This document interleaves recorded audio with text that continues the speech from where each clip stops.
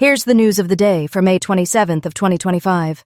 Volatus Aerospace has secured nationwide approval from Transport Canada for beyond visual line-of-sight drone operations, including nighttime flights and missions near infrastructure, enhancing capabilities in sectors like energy, public safety, and logistics.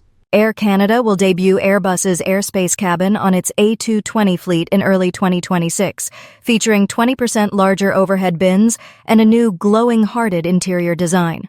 ZeroAvia is establishing a hydrogen-electric powertrain manufacturing facility near Glasgow Airport, backed by £20 million from the Scottish National Investment Bank, aiming to create 350 high-skilled jobs.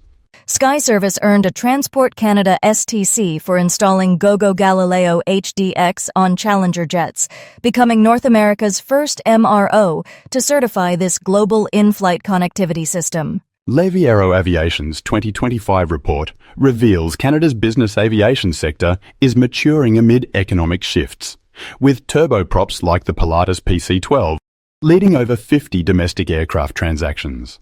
To learn more, follow us on YouTube, X, LinkedIn, Instagram, or visit us at avfoil.com/news.